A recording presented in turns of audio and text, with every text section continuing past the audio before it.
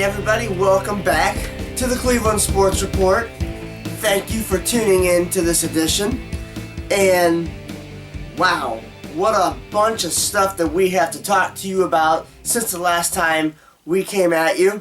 And the Indians have just been red hot.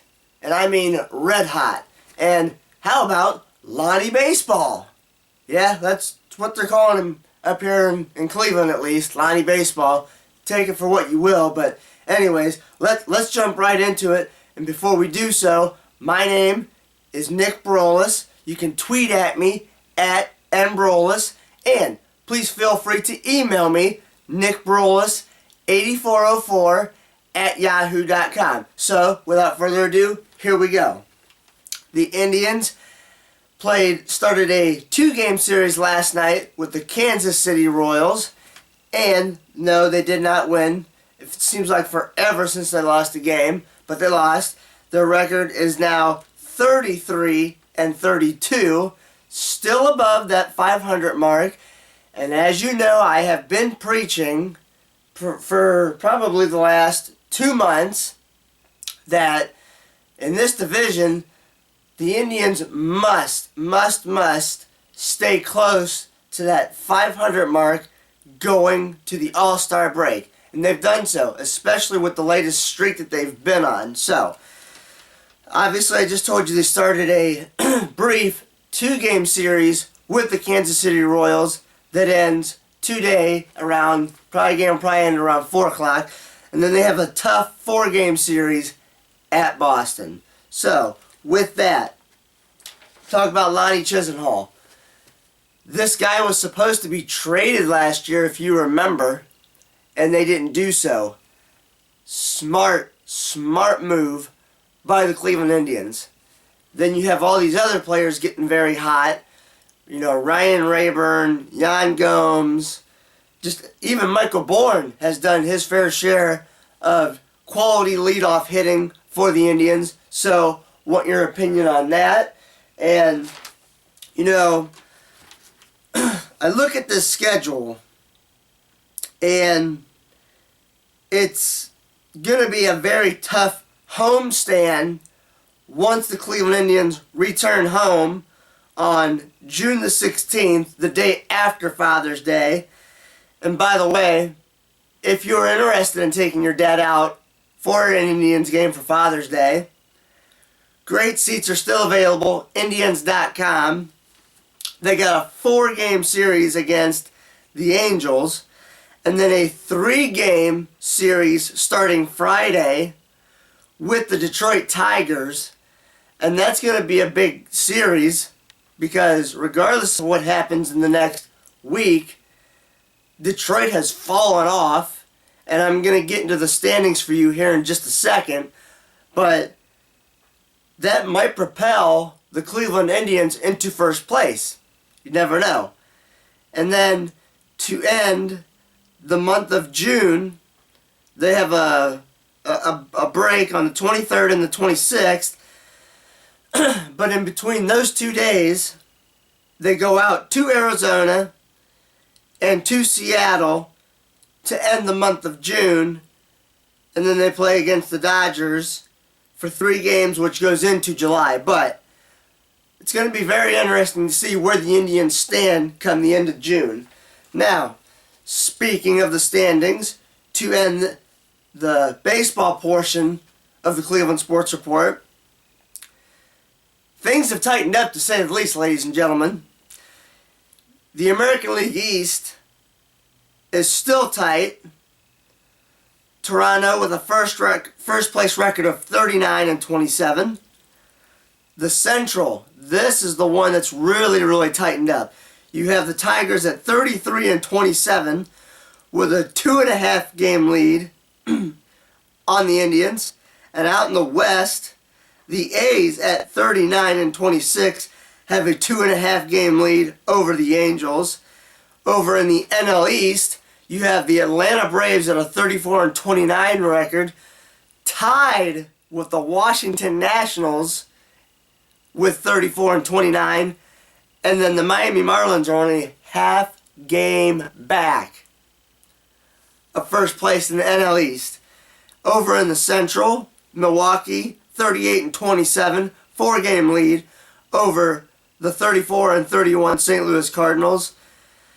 And the biggest lead out of all the divisions is actually over in the NL West, with the Giants in first place at 42-23 with a 7.5 game lead over the Dodgers.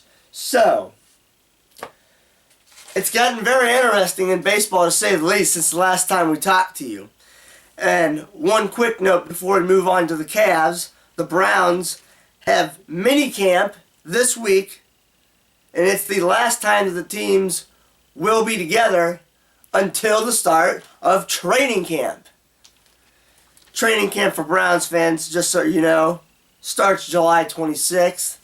Again, you will have an email sent to you saying that you have to register for training camp this season. So, that's what the news is with that. This is where it gets pretty fun. The NBA Finals, Game 3 last night. Spurs with a huge win to take a 2-1 series lead over the Miami Heat in a game that I told everybody the San Antonio Spurs must have. You go down to the Miami Heat 2-1 at home, series is pretty much over as far as I'm concerned. So, the Spurs with an emphatic win over the Miami Heat last night. I believe they had 70 points at halftime, which I believe was an NBA first half record. And Danny Green and Kawhi Leonard were just on fire. Not to mention the fact that I feel like they finally got Tim Duncan involved where he needed to be. Held LeBron to just, I think, 8 points from quarters 2 through 4. Could be wrong on that though, but they held him in check except for the first quarter. Game 4 will be Thursday night starting at 9 o'clock on ABC, so I'm sure that the Miami Heat are going to tie a series at 2 games apiece. But after that, the series goes 1-1-1. San Antonio, Miami, San Antonio. And I, for one, do approve of that. The Cavaliers interviewed Mark Price yesterday, the former all-star guard of the Cavaliers, point guard. I, for one, would absolutely love to see him get the gig. Just found out last night that they're also going to interview Mark Jackson, who I thought wasn't interested in being a head coach anymore after he signed a new deal with ESPN to be on commentary for the finals and whatnot. So, I don't know. To be honest with you, here's the coaching candidates. David Blatt of Maccabi Tel Aviv, head coach, Israel basketball team. He got put into the mix last week. Then you have Vinny Del Negro, who I don't think will get it. Alvin Gentry, don't see it happening. Lionel Hollins, I'd still be fine with them taking him.